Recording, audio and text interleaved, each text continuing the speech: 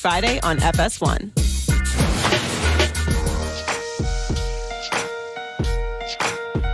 Vicks Sinex nasal spray works up to 12 hours. Try it cold and flu season. Couple of squirts. When congestion strikes, let's not waste any time. Let's go to New York. First things first, co-host Nick Wright is joining us via the Cowherd Global Satellite Network. Well, you have a relationship with Odell Beckham. You talk to him often, so your buddy just left town. Do you like the fit in Cleveland for OBJ? My buddy left town, but I am very happy for him. This is the best team he's ever played on. This is the best quarterback he's ever played with by an enormous margin. Eli Manning, one of the worst quarterbacks in football last year in a lot of categories, but notably throwing the ball downfield. Your buddy Baker Mayfield, the best quarterback in football on deep passes, completed 34 of them. Jarvis Landry, an underqualified number one, but an overqualified number two to now go alongside Odell. This is the best team in the AFC North by a decent margin immediately, if they weren't already before Odell. And thanks to the fact that the people running the Giants think it's 1968, they got him on a great bargain. I love this move for the Cleveland Browns. The Giants, hey, man, anytime you can rebuild around a 38-year-old quarterback, you just got to take that opportunity. Well, I think both you and I believe they're not going to get better until they get the quarterback right. Le'Veon Bell to the Jets, though, concerns me, and this is why it concerns me. Young people are absolutely influenced by the internet. I don't even think that's disputable. Le'Veon Bell lost $15 million. He's never getting it back. He's getting mocked. People are saying this morning he's got a phone that he lost. And I don't know if Le'Veon Bell, I think he's a good kid, but I don't know if he loves football. I am a little, I like it for Sam Darnold, but God, Nick, there's part of me that thinks this thing could unravel. Well, it always could unravel. Here, if Le'Veon Bell's going to be influenced by people on the internet, I hope he's influenced by me because I support the decision to sit out last year. People, listen, Le'Veon Bell took out a very expensive insurance policy. He spent a $14 million premium to make sure he got his $35 million guarantees. Like, that's what this was. Last year would have been a calculated risk. He decided not to play. By not playing, he guaranteed himself $35 million. Even if he wasn't hurt last year, he might not have gotten a deal anywhere near this. He's on a per-game basis the most used player in the history of pro football, and that was before he would have been in his rental car year for the Pittsburgh Steelers. Yes, maybe he could have threaded the needle, got his $14 million, and still gotten this contract. But it also might have been that was the only contract he ever got again in the NFL, or the only big one he got. So the Steelers never offered him a deal with more than $17 million guaranteed. I don't think he necessarily made the wrong decision, and he knew that by not playing last year, he was going to be walking away from top-end money. So, listen, I'm going to tell him what I tell you all the time when you call me and you're so upset because you're checking your mentions and people are bothering you. You just can't get back. Hey, man, don't worry about those fools on the internet. You're doing the right thing. Okay, the Kansas City Chiefs are your team. They are and should be favored along with the Patriots next year in the AFC. They let Dee Ford go, Justin Houston. So the teams that are spending big money in free agency, Cleveland, Jets, Washington, Oakland, historic losers. Kansas City is going the opposite way. And personal opinion here, I think they know what they're doing. Could I not make an argument that some of this free agency is silly money and the well-run teams, the Colts, aren't going crazy? Belichick on the beach, we have pictures, and the Kansas City Chiefs are cutting salary, that some of this free agent stuff is just good for the media. It's not necessarily good for locker rooms. Yeah, I think you're absolutely onto something. And listen, I don't have Colin Cowherd money, but I aspire to one day. And so I imagine a man of your stature, you've been to auctions in your life, whether it's classic car or priceless art, whatever it is.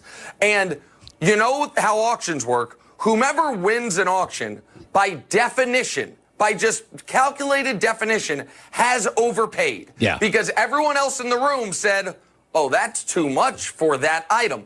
That's what the beginning of free agency is. You are, by definition, overpaying. And so, yeah, I think there is something to why don't more teams take the Patriot method, which is you're not going to make Nate Solder the highest paid left tackle ever and then immediately make Trent Brown the highest paid left tackle ever. You're not going to pay 140 cents on the dollar for talent. However, when it comes to the Chiefs, the D Ford situation concerns me in this regard. They didn't have to commit to him long term.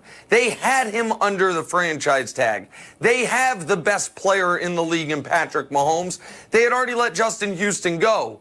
Is D Ford not worth 1 year, $15 million? Is that not more valuable than a 2020 second-round pick? So the Chiefs are supposed to be in win-right-now mode, and they seem to be maybe taking a step backwards. But in general, I agree with your sentiment, which is it's hard to be a day-one winner in free agency. You're almost always paying top-of-the-market prices for middle-of-the-market players.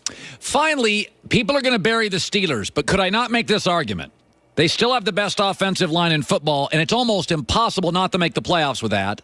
Mike Tomlin's a Hall of Fame coach. Big Ben's a Hall of Fame quarterback.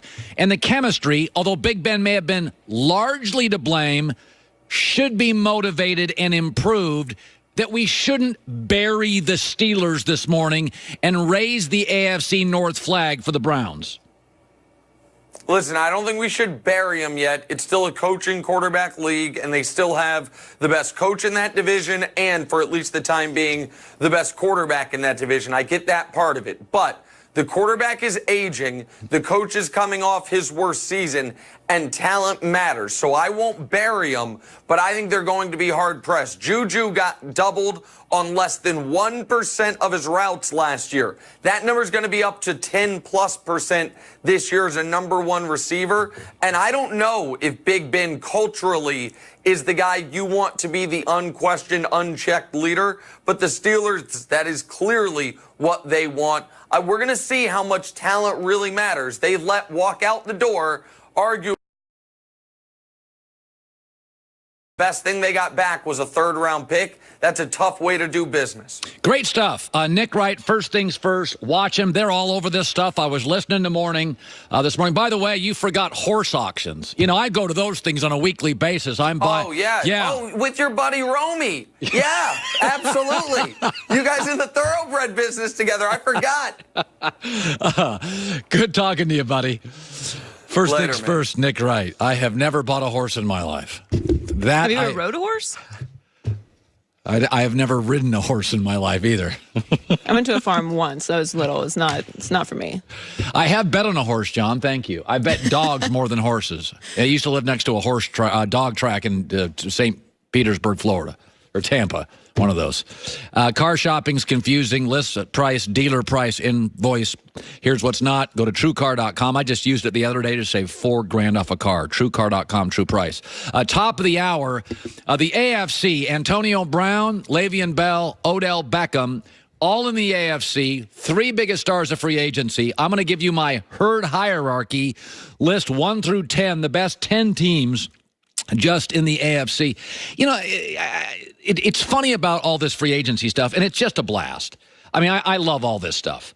It really is, as Nick said, it's a quarterback league, okay? The New York Giants got a first-round pick. That's a starter from Cleveland. They got Jabril Peppers, safety. That's a starter. And a third-round pick, which usually means develops into a starter. And this morning, everybody's killing the New York Giants. They got 3 players for 1 player. And by the way, Odell's terrific, but he's missed 21 games due to injuries. Okay, so we do this a lot. We fall in love with stars. I get it. You buy their jerseys. Odell's a remarkable once-in-a-lifetime talent. Okay, I am not denying that.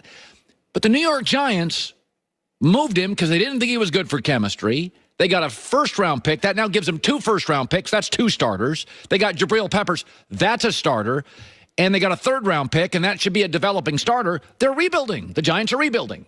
Now, again, if they had the right quarterback, I'd like this way more. The Giants' issue, to me, is not this trade.